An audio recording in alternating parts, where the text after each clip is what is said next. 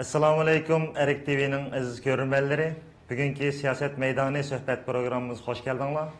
Aldı bilen televizor ekranı aldıdaki barlık kırındaşlarımızga çin könglimden samimi salamını yollayman. Aziz kırındaşlar, bugünkü siyaset meydanı söhbet programımızda Fransa'nın Paris şehrinde yaşayatkan Ekber Yusuf efendi bilen ötküzgen söhbetimiz huzurunlarda buludu. Qani diqqatinglar ekranda bolsun. Assalamu alaykum Ekber aka, qanaqa ahvolingіз? Assalamu alaykum Abdurrahman efendi, Fransa'ya hoş geldiniz. Assalamu alaykum aziz Uygur qarindoshlar. Assalamu alaykum Erik TV'ninki görünmelleri ve muhlisleri. Ekber aka, bugün televizor köykülerimizge söhbetimiz başlaştım burun. Aldı bilen özünüzü kısaca bir tanıştırıp etken bolsanız. Buldu. Ben ismim Ekber Yusuf. Ürümçide doğulgan, Ürümçide okudum. 2000 yılı ben sebepler tüpeydiden, vatandan ayrılıp Avrupa'ya geldim. Bu kelgen jarayonda Norvegiyalarda buldum. Onun için Fransa'ya 2003 yılı 10. ayda Fransa'ya gelip Fransa'da turup kaldım. Bu jarayonlarda biz kelgende Fransa'da Uygurlarımız yoktu. Belki az gelip 4-5 Uygur'unu gördük. Onun için asta 2004-2005'ten başlayıp okuvchi bolalar öz xarajati bilan chiqib Uyg'urlar ko'paydi. Ondan keyin siyosiy fanat degan tilash uchun kelgan bolalarni azizdan ko'payib hozirgi mush holatga yetdik. Undan keyin biz 2008 5 oyda hamda bir Uyg'ur tashkiloti qurmoqchi bo'ldik. Chunki Fransiyada chiq fransuzlar Uyg'ur desak tushunmaydi ekan, bilmaydi ekan. Ba'zi yerlarda hamda qozoq Kırgız, o bunu bildik ya, Uygur desek bilmegen konuğumuz yerim bulup, Uygur'un bir tun dili degen asasda 2008 yılı ondan artık balla Şarkı Türkistan Dünya Uygur Kurultayı'na karşılık Fransa Uygur Cemiyeti dep bir Uygur Cemiyeti kurup çıktık. Ekberka, bu Fransa dünyanın en küçük devletlerinden birisi, yani dünya siyasetinde naiti mühim orunda durduğun devletlerden birisi. Yani bolup mu bu Paris şehri, yani biz Uygurlar yani romantik şehir dep atap koymayız, hem dünyada dünyanın merkezi, dünyanın paytaxtı diyen namları mı var bu şehrin.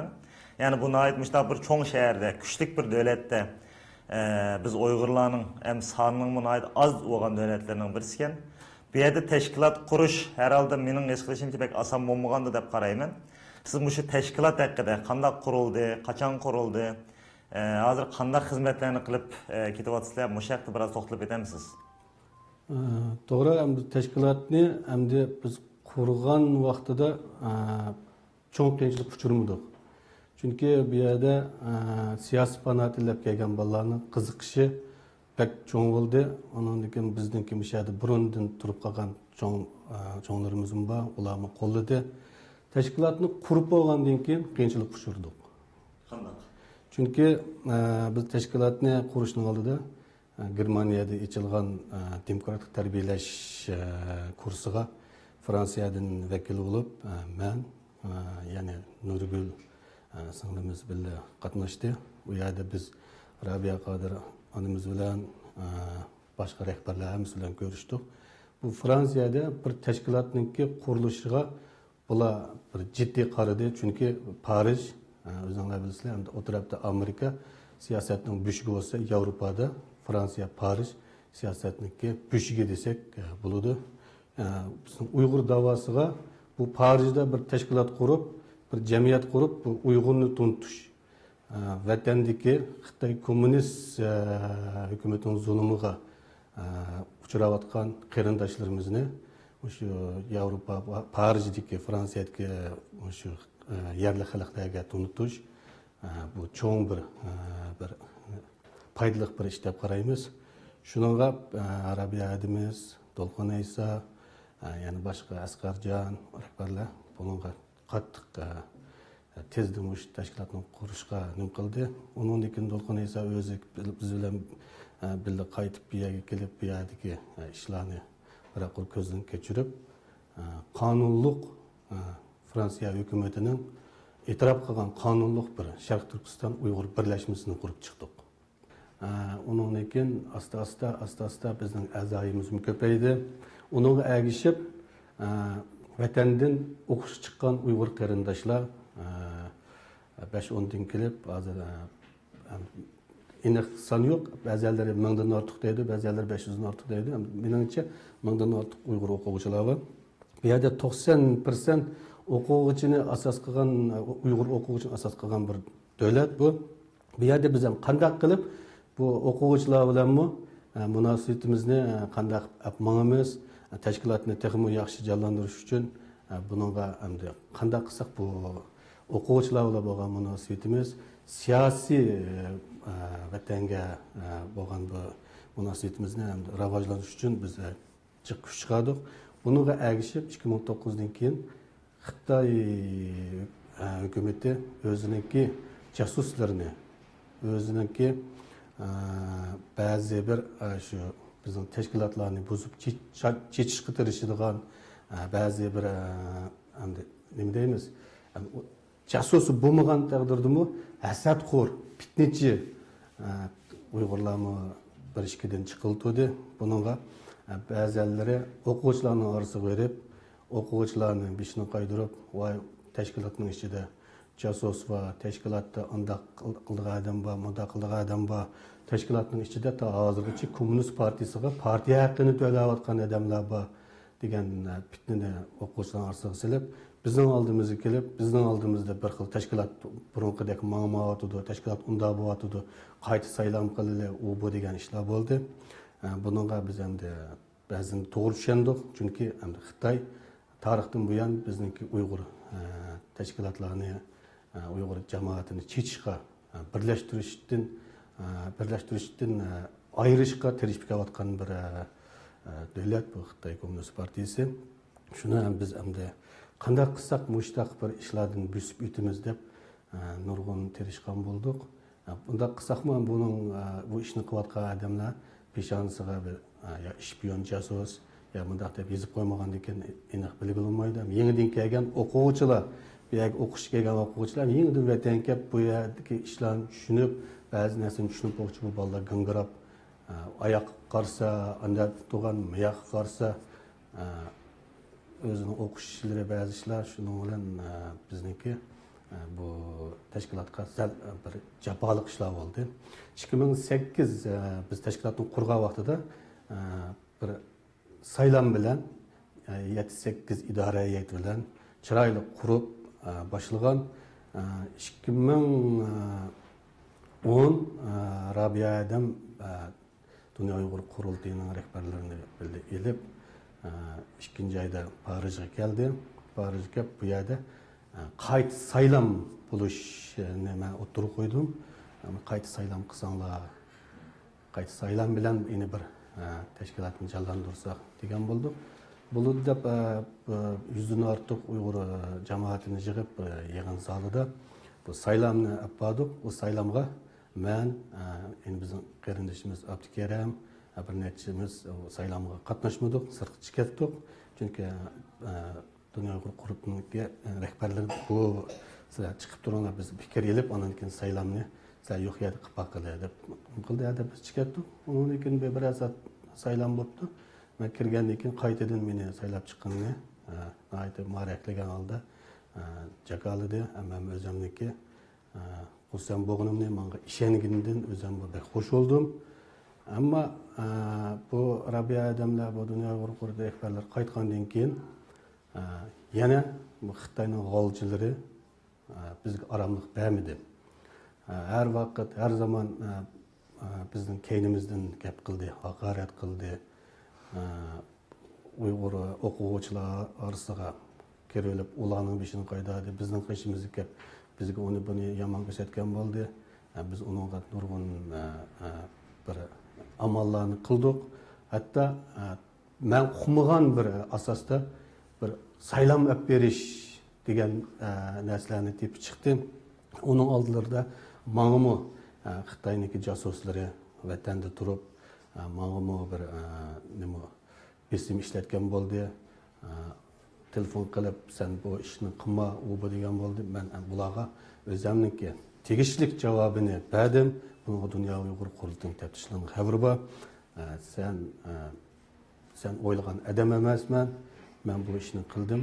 Oxiri chiqimi ota-onamni bu dunyoda ko'ra olsam ko'rdim, ko'ramasam u dunyoda ko'rishaman degan bilan ching turib, endi bularning nima uchun saylam yapbag'ini bilish uchun bularning saylamga qatnashdim. Qatnashib qarsak shu tashkilot undan ma'midi, bundan ma'midi ol bu dedi. Men dedim, tashkilot endi biz 2008'den kurup 3 yıl oldu. Biz soğuk demey, issiq demey, ciddi ahval aslında namoyishni uyushtirib kelyapmiz. Agar biz qilamagan, biz yetishamagan ishlar bo'lsa, sizlar qilsanglar bo'ladi, tan qilsak bo'ladi. Sen bu maqsadingni tushuntirib, bu tashkilotni, saylamni qilish uchun sen eng avval biz idora hay'atlar bilan ko'rishib, nadin biz qo'ydik.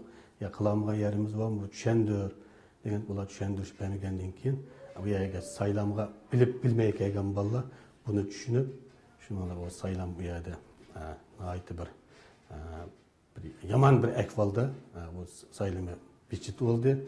Xitoyning ba'zi o'ylagan maqsadlariga yetamidi. Ondan keyin biz qaytadan idora hay'at sayladik. Saylab hozir 9 idora hay'atimiz var. Bir prezident, ikki ma'mur rais, maliyani tutadigan, madaniyat ishlari, ondan keyin tashviqot 9 idora hay'at tutib turyapmiz. Ammo biz bu ishlarni qilish jarayonida endi bizda bu yerda iqtisod masalasi bak muhim. Iqtisod bo'lgan vaqtida bir ishni bir yuqoriga olib chiqilib bo'ladi ekan, bir jiroq yerlarga berib faoliyatdan olib bordik ekanmiz. Buningda bizningki Fransiya Uyg'ur birlashmasidagi a'zolarning soni ko'p bo'lmaganligi uchun biz ba'zi ishlarga yetishamadik. Ammo bu yerda o'quvchi chiqqan o'quvchi bolalar o'ziniki tarbiya, san'at, kültür meselesi bilan bizniki ba'zi o'rinlarimizni to'ldirib ketyapti. Allohga rahmat, Alloh rozi bo'lsin. Ammo men aytib qo'yganim, hammaylar ittifoqlashaylik, birlashaylik. Biz ko'k bayroqni ko'tarib oldingi safga chiqqanlarga bizdeklarga haqorat qilmaylik. Tushunib, bilib, hammani aql egasi bo'lgandiki, o'qiyotgan o'quvchilar bo'lgandiki, bir narsani yaxshi tushunib, bir javob qilsak, hamda herhalde 99% o'quvchi bolalar bizni hurmatlaydi. U bolalarni oldiga borsak, voy aka deb chiroyli ko'rishidi, biz shundoq suyunib ketamiz. Ammo bir necha odamniki gapi bilan bu Fransiyadagi, Parijdagi bu birlikni buzmaydi deb o'ylayman. Ko'p rahmat Akbar aka. Akbar aka, bu Fransuzlar, yani bu şu devletin adamları, halkı Uygurlarını düşünemdiken, yani devlet bilemdiken, ya ki halk yaxşı bilemdiken, yani bu şeyde ben Uygur diye vaxtının özüde veya ki ben Şarkı Türkistanlık diye vaxtının özüde, bula bir bildik İslamandak millet de bir nes bilemdiken bula. Hem de bu Fransiya halkı bula her qanday milletning o'zidan boshqa bir milletniki bu şu madaniy faoliyat, kimligi, qanday milletligi, onun bek qiziqadigan bu san'at suyar bir millet. Biz shuning uchun bu tashkilotni qurib, dastlabda qilgan ishimiz Uyg'ur degan nimaligini tushuntirishga. Uyg'ur desa, bularningki ishtik bularda biz Fransiyada normalda masalan İngilizce olsa Uyg'ur deb atildi. Bu yerda Uyghur deb ataydi ekan. Uyg'urni ba'zan fransuzlar yavuq deb qetiqni nimasini qilsa qetiqni yavuq deydi deb degandan keyin biz yo'q, bu Uyg'ur, biz mana bir millat, biz mana yerda yashaymiz. 49-yildan beri Xitoyningki zulmiga tushib da hozirgacha shu zulmni chekayotgan bir millat degandan keyin bular asta tushuntirgan bo'ldi. Bu yerdagi nurg'un tashkilotlar bilan 13 tashkilot bilan ittifoqdosh bo'ldik. 13 tashkilotning hammasi shu Xitoy kommunist hukumatiga qarshi tashkilotlar bo'lganligi uchun biz vatanniki tezroq ozod bo'lish uchun, Uyg'urni tezroq bir tuntish uchun biz bular bilan birlashib nurg'unlagan namoyishlarni qildik. Bizning adam sonimiz oz bo'lsa-mu, namoyishga bolalarning hammasi to'liq qatnashdi, qizg'inligi yaxshi. Shunday yaxshi ap mangdiq. 2009-yilga kelgan vaqtida vatanniki Urumchi voqeasi portlab chiqib, Uyg'urni haqiqiy Fransiya xalqlari, Fransiyadan xalqidan boshqa bu yerda nurg'un millatlar yashaydi. Arablar va Armanlar va Afrikadan kelganlar va nurg'unlagan millat yashaydigan bir davlat bu. Bular %70% Uyg'ur desak, Urumchi qatlamidan keyin bular tunitdi. Shu Urumchida bo'lgan qon to'kilishlarni biz bularning ovozini yangritish uchun biz shu 7-oyning 5-kundan boshlab namoyishlarni qildik. Cho'ng telestansiyaning odamlari keldi, yaxshi kanalning odamlari keldi, muxbirlar, har xil radio, gazet muxbirlar kelib 20 necha muxbir, tele muxbir, radio muxbirlarga hammasiga biz gazet muxbirlarga o'zimizniki u yerga zulmlarni dedik. Onun için biz Uyghur qaytadan bir tunilib chiqdik bu yerda. Ekberka hamda bu Fransiya boshqa davlatlarga o'xshab ketmaydi. Bir hisobda bu yerda asosan degidek aslida siyosiy da'vo hech bo'lmagan bir davlat. Ya'ni siz mush tashkilot qurgan bo'lgan araliqda, ya'ni haqiqiy bir şekilde siyosiy da'vo qilib o'tirib chiqqanlarni biz ko'p yerlarda ko'rmadik, anglamadik. Endi hozir qaraydigan bo'lsak, bu yerda %90% hammasi Uyg'ur o'quvchilar bor chiqqan bu yerda, 10% atrofida siyosiy panohlik tilgan ekan. Endi Uyg'ur o'quvchilarning bek siyosiy faoliyatlarga qatnashmasligini to'g'ri tushunsak bo'ladi endi bu yerda, chunki vatanga berib kelyotdi.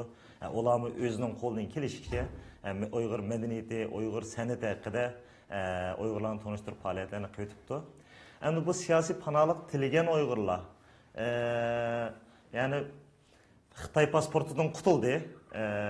Fransiyaning garajdonligi o'tgandan keyin, men Xitoyning pasportidan qutuldum, endi qo'rqmay turib harakat qilaman deb yugurib kelyotamdi yoki bo'lmasa pasportni eviliblam jimmidi yetib boram. Bular haqida bir so'zlab beramiz biroz. Endi inson bek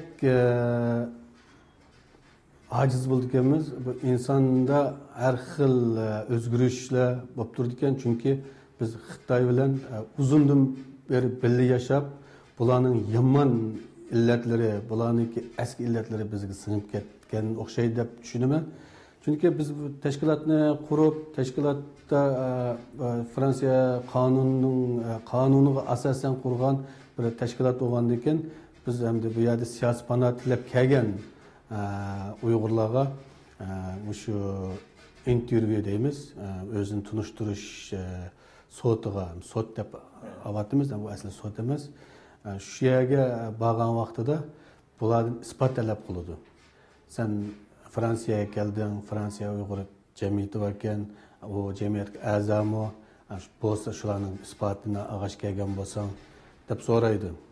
So'ragandan keyin bu bola isbot elish uchun bo'lsa-mu, biz bilan aloqalashib, bizning faoliyatlarimizga bak aktiv qatnashib, namoyish deb bo'g'ichi bizdan burun kelib namoyishlarga chiqib, işte resimlerge bayrakını götürüp bizimki liderimiz Rabia Edimiz kelgan vaqtlarda Rabia Edem bilan resim tushirishga oldirib, faqat ularning maqsadi hammasining emas, ammo bir qancha odamning ishi bu. Ular shu o'tirim ilish uchun qilayotgan ishlarni biz boshda sezmadik. Keyin qog'ozlar chiqqandan keyin asta-asta o'zini chatga tortib, ularniki namoyish desak, ishni bani qilgan. O'z vaqtida ishni tashlab, har qanday nimani tashlab kelayotgan bolalar tuyuqsiz keyinlik chekinish ishlar bo'ldi. Buningda hamda shu bir necha bolalar shunda bo'ldi. Hatto bizningki telefonlarni qilib namoyish uyushtirishni, tezroq bir ish qilishni bak so'rab ketdi o'z vaqtida. Keyin qog'oz chiqqandan keyin biz namoyishlarni uyushtirib chaqirsak, ya madaniy faoliyat, ya dala tamoqi ular qilsak, asta-asta o'zini tortib qilganlar bor. Endi bularning men arxiv qilib saqlayapman. Kim u, ism familiyasi nima, qachon kelgan, nima ish qilgan azaga Xudoyim buyursa, bularni sharmanda qiladigan, yuzini to'kadigan bir zamonlar keladi. Ama men hammasini kimning qandaligini, kimning qanday ish qilayotganini men bir jamiyat mas'uli bo'lish sifatim bilan bu tarixiy bir ish biz Fransiyada birinchi bo'lib Uyg'ur birlashmasini qurgan, tarixda qoladigan bir ish bo'lganligi uchun bu tarixning qurilgan vaqtida Uyg'ur jamiyati bu tarixi yozilgan kundan boshlab ta hozirgacha bo'layotgan faoliyatimiz kim nima qildi, kim nima qilyotdi, ashlarni bir hamda qoldirib menyaptimi? Chunki bu bir muhim masala. Kelgusida Xudoyim buyursa vatanimiz ozod bo'lib, mustaqil bo'lib, vatanga borgan vaqtlarimizda bu ba'zi ishlar shu oshkorlandi. Hamda hozirgacha men shularni arxiv o'rnida saqlab turyapman. Albatta siz degandek Abdurahmon efendim bu yerda o'quvchi bolalar 90% o'quvchi bolalar bo'lgandan keyin biz bularni bizning bilan bir septim minglar deb zo'lamaymiz. Chunki ular normal vatanga berib kelayotgan o'quvchi o'zining iqtisodi bilan, o'zining xarajati bilan o'qiyotgan, oylik pulni to'laydi, uyining o'qish pulini to'laydi, ishlaydi, ota-onalarga qiyinchilik solmay, shunday tirishchan bolalar kelib shunday o'qib kelyotdi. O bolalarga endi biz bilan biliminglar, ko'k bayroq ko'taringlar, u bu demaymiz. Ammo bizga ba'zi bir fikrlari, ba'zi bir ko'z qarashlari bo'lsa, mana idora heyetimiz va yerda mening uyimni jiq bolalar biladi, telefon nomerimni biladi, men bilan ko'rishib, fikri bo'lsa, agar bir maslahat bo'lsa, kelsin, chiroyli o'tirib paranglashib, ishlarni qanday qilishni men qilamagan, mening o'ylab yetamagan narsalarni bu bizning bu bolalarga yaxshi o'qiyotgan bolalar, o bolalarning o'ylaganlari bordi, ularning nimasi qarab birlashib ba'zi ishlarni yaxshi qilsak bo'ladi. Ammo ittifoqsizlik qilsa, men Rabia'dan bayada, Seytim Türk bayada, To'lqin Asa bayada, Dunyo Uyg'ur qurultiyining asosiy rahbarlari bayada dedim. Pitni terib, yağan gaqib, ashtaq bizning tashkilotni chachadigan, Uyg'urni bo'ladigan, qarab turib yaxshi o'qiyotgan o'quvchini yomon qilib qo'ydigan, qarab turib aktiv Sharq Turkistonning ozodlik uchun faoliyat qilayotgan qarindoshlarimizni qara qilib qo'ydigan ish bo'lsa, men kechirmayman. Men urimni shunda degan, vatandan ayrildim, ota-onamdan ayrildim. Bu nima uchun? Bu vatan uchun, millatimiz uchun. Masalan, deymiz, onangga qil, onangga qil, onangga qil degan gap bor. İslamda. Onangga qil desa, hammani onaga ishtirib qo'ymaymiz. Birinchi ona vatan, ikkinchi ona millat, uchinchi ona o'zini tug'ib cho'ng qilgan ona. Bunda bo'lgandan keyin vatanni, millatni birinchi o'ringa qo'yib, onamizni birinchi o'ringa qo'yib bu faoliyatni olib borsak, hammamizga yaxshi. Chunki hozir bizniki holatimiz bexatar ostida. Biz sal diqqat qilmasak, sal birlashmay mushtaq chechilib yursak, vatan qo'ldan ketib qilish ehtimoli cho'ngroq deb o'ylayman. Ammo boshqa davlat, boshqa yerlardagi qarindoshlarimiz o'zining kuchini chiqaryapti. Mana hozir Arik TV'ni boshqarayotgan siz o'zingizning iqtisodi bilan, o'zingizning turli nimalar jafolarni qilmay butun davlatlarga berib Uyg'urni tuntish ishlarini olib beryapsiz. Alloh rozi bo'lsin sizdan. Ondan keyin shu Arik TV'ni ko'rayotgan ko'rmanlar, sizlarning muxlislaringlarga eng avval Allohdan salom qilaman. Assalomu alaykum qarindoshlar.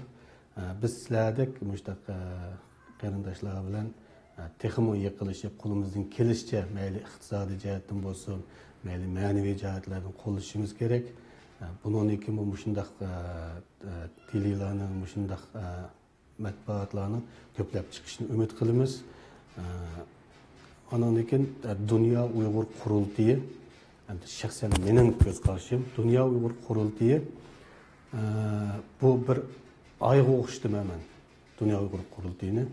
Endi bu jamiyatlarni, masalan, Fransiya Uyg'ur Tashkiloti, Fransiya Uyg'ur birlashmasini bir yulduzga o'xshatdim men. Bütün cemiyetler bir yıldız buludu. Ama şunda bo'lganda biz o'zimizniki ay yıldızlık kök bayrağımızga bir asli qo'shgan bo'lamiz, o'zgalarlaymiz. Vatanimiz tezroq bir erkinlikka uchursa, chiqsa, ananki Xitoy zulmidan bir qutulsa, milletimiz bir rahat kuni ko'rsa, shaxsan men rahatlanaman. O'zim bir baxt his qilaman. Ammo bularning haqoratlari, bizi qilgan har xil gap cho'chakları ular meni davritmaydi. Chunki mening qalbimda, mening qinimda, mening yuragimda Alloh solgan millat, vatan degan bir kuch bor. Buni hech qanday odam davritmaydi. Rahmat. Ko'p rahmat Akbar aka. Sizlar nihoyatda qisqa vaqt ichida bo'lsa-mu, nihoyatda atrofli bir Fransiya haqida, Fransiyadagi Uyg'urlar haqida bir yaxshi bir ma'lumot oldim. Bundan keyingi barliq xizmatlaringizga utuq tilayman. İşlerinizde oңuшлuk bo'lsin. İnşallah Fransiya Uyg'ur jamiyati kundan kunga gullangay. Bütün Fransızlar arasında bir tanılgan bir teşkilat nimesi gele ve inşallah vatanimiz bir gün muşu hizmetlerinizin bahanları bilen, sebepleri bilen bir müstakillik yoluga bir kadem aldığı menip kalgısı ve azat bolgusu. Bunun için barliq işlerinizde utuq ve sizge salamet tileymen. Rahmet sizge. Sizge rahmet. Yolunla ak olsun, hammalarning niyat maqsadlaringizga yetinglar. Salomat bo'linglar. Rahmet sizge. Rahmat.